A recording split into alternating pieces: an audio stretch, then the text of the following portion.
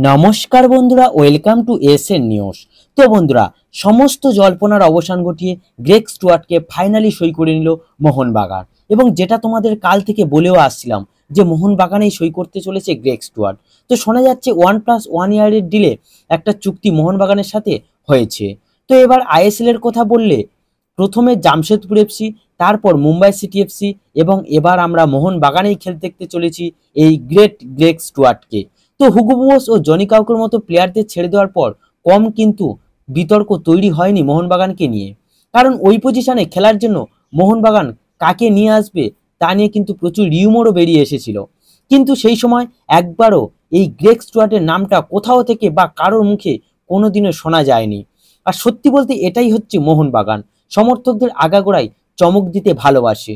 তো এইখানে আরেকটা কথা বলার আছে, যতই গ্রেগ স্টুয়ার্ট সই করে দিয়েছে বলে বিভিন্ন জায়গা থেকে আপডেট বেরিয়ে আসুক না কেন, একটা কথা কিন্তু আমাদের মনে রাখতে হবে, এখনো মেডিকেল টেস্ট বাকি আছে।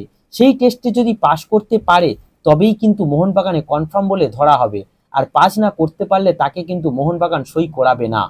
তাই মোহনবাগান সমর্থকদের বলবো, একটু ওয়েট করে যাও অফিসিয়াল অ্যানাউন্সমেন্টটা আসার জন্য।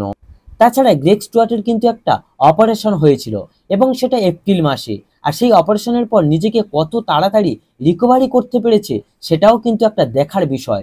তবে যেহেতু তার অপারেশনটা কোনো চোট বা আঘাতের জন্য করা হয়নি, সামান্য একটা হার্নিয়া অপারেশন হয়েছিল, তাই আশা করা যায় প্রথম থেকেই তাকে মোহনবাগানের জার্সিতে মাঠ কাঁপাতে আমরা দেখতে পাবো।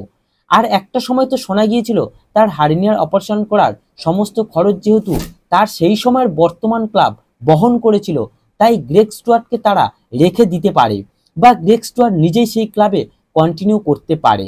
কিন্তু মোহনবাগান মাঠে নেমেছে মানে কিছু তো একটা ঘটনা ঘটতে চলেছে, সেটা সবারই জানা ছিল।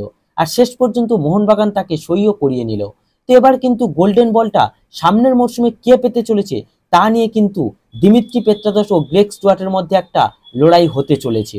আর এই নিয়ে তোমাদের মতামত অবশ্যই কমেন্টে জানাতে ভুলো না। তো গাইস, এই ভিডিওতে এই আপডেটটি জানানোর ছিল। যদি ভিডিওটি ভালো লেগে থাকে তাহলে এইরকম আপডেট পেতে অবশ্যই চ্যানেলটিকে লাইক ও সাবস্ক্রাইব করে রাখুন।